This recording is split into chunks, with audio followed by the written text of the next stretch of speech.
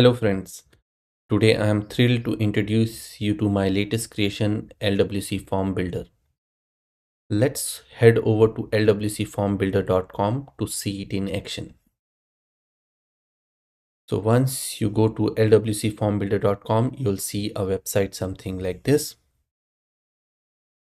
So this amazing tool simplifies the process of building a custom LWC form.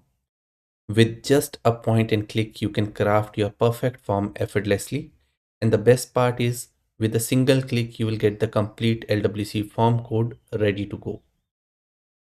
Currently, it supports these components: heading, paragraph, text, number, percent, currency, email, password, telephone, URL, and all those. In future, I'll add more, but minimum this is currently supporting. To start with, click on Get Started, which will take us to the Builder page. Let's click on Get Started.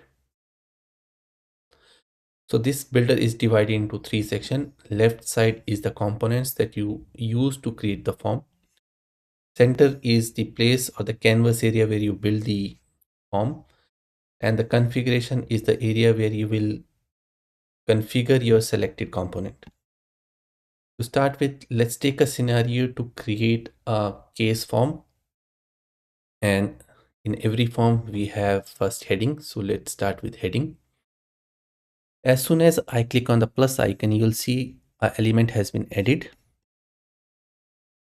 And by default, the added element is selected. On the right hand side, you'll see the configuration specific to that highlighted element is there. So we can change the text. Let's say create case. Then you have an option to select the tag that you want. By default, it's H2. I'll keep it as it is. You have an option to change the size. By default is the large one. You can make it to the medium one as well. Then based on your use case, you can change the alignment of the text, whether you want it to be right align or a center align.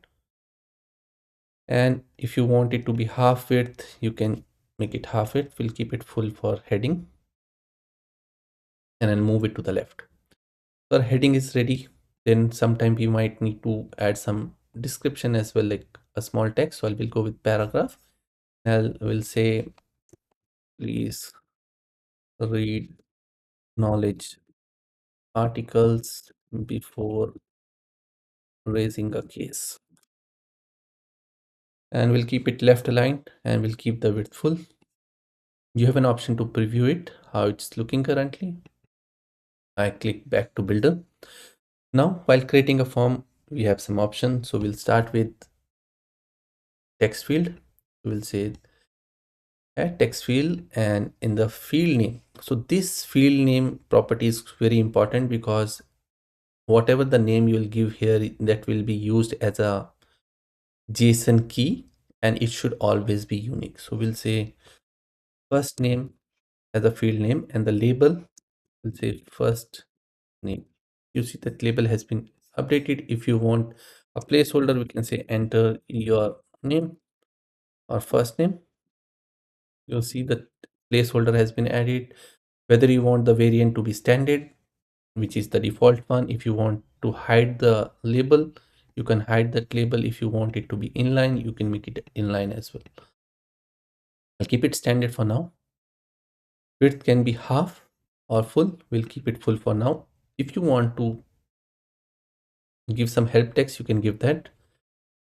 Make sure your name matches with passport.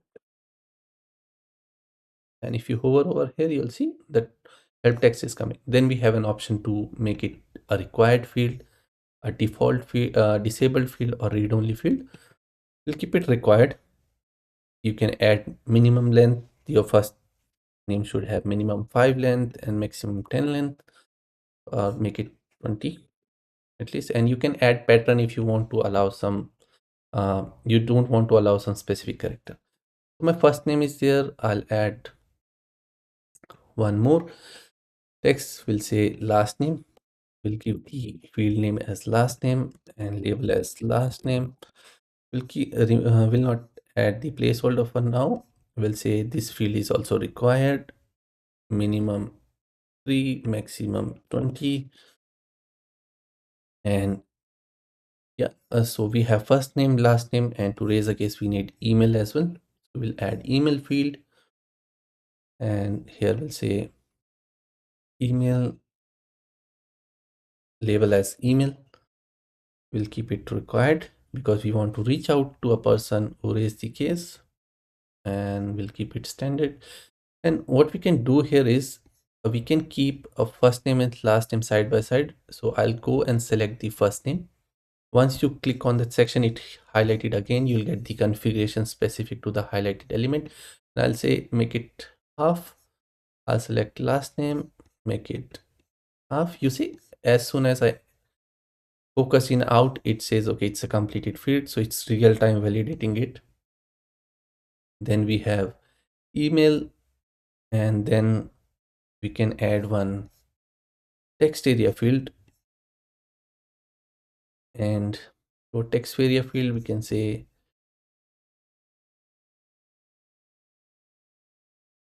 description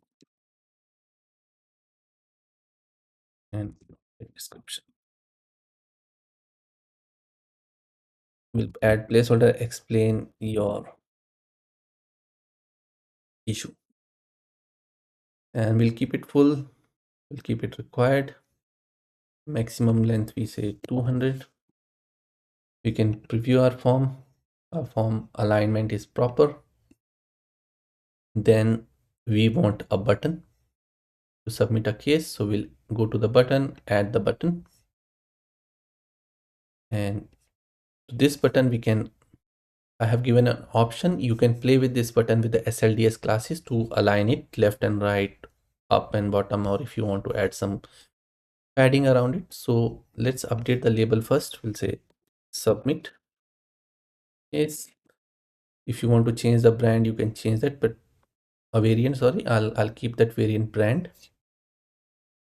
But we have couple of variants here. So if you want destructive, it become red. If you want destructive text, neutral, anything you can select. I'll keep brand. Now I want my case to be right align, right? So I'll copy this class, I'll paste it here, it become right align.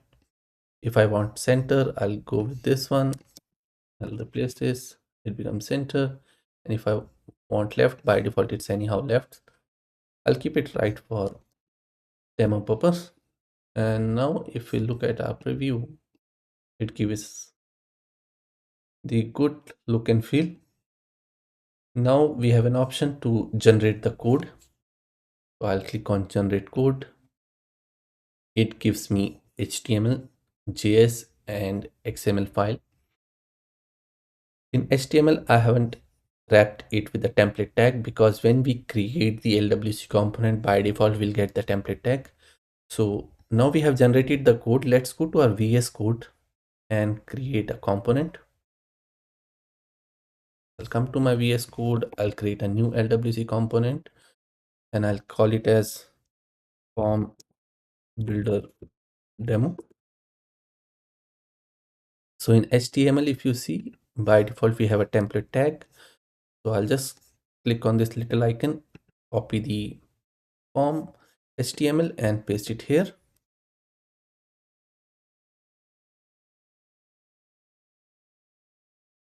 So it got pasted. Then I'll go to a JS file. I click this next tab, JS. I'll copy only that content that is inside it. And I'll copy it manually. You can, if you want to copy the whole thing, you can copy it. I'll paste it in between this class. And I'll go to the XML file. And I'll go to XML file. It generates the default of app page, record page in home page, but manually you can change it according to a requirement. If you are placing it to a community or anywhere else. And defaulted version, I have kept it the version API version as 58. Based on your requirement, you can change it. So now our component is ready. Let's deploy this component. My VS Code is already connected to one of the Salesforce org. So it is deployed now. let's go to our Salesforce org. Let's refresh it.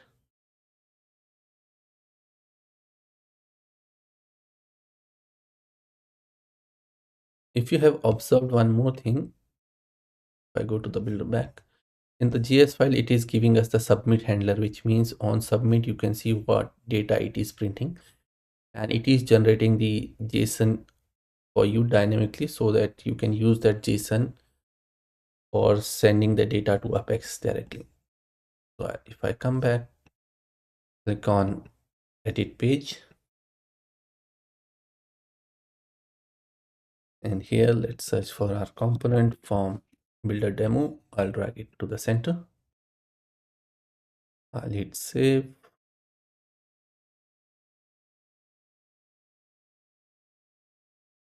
And let's go back. And here you can see that the tooltip is coming perfectly. The alignment is completely perfect. And if I hit inside and click outside, the validation is happening. I'll say Intel, Concra, Salesforce true at gmail.com, and everything is working. And if we open the console, here the console, and click on submit case, you will see whatever we have entered, it will get printed. And you see, if you remember the key names, let me zoom in a little bit. So the key name is the name that we have given to our element in the builder. So let me show you once again. I'll close this. If I select my first name, so the field name was the key name of your JSON, and that's why it needs to be unique every time. And this was email, and this was description, and D was capitals. And if we look at here, the description D is capital. So you are getting the full JSON, and now you can write your logic in your JS, or you write your business logic to play with the data. So you can see how easily we create this form, and this is very basic demo, but in real time you have a bigger forms and bigger things to do. So that's more around our LWC form builder, how it works, and you can read about it, like what all component it supports. And if you really like the work I'm doing, please support my work. You can click on this link and support in any way.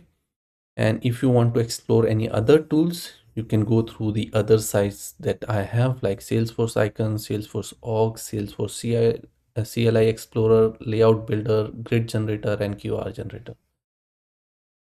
That's pretty much about the LWC Form Builder. I hope you like this. Thank you.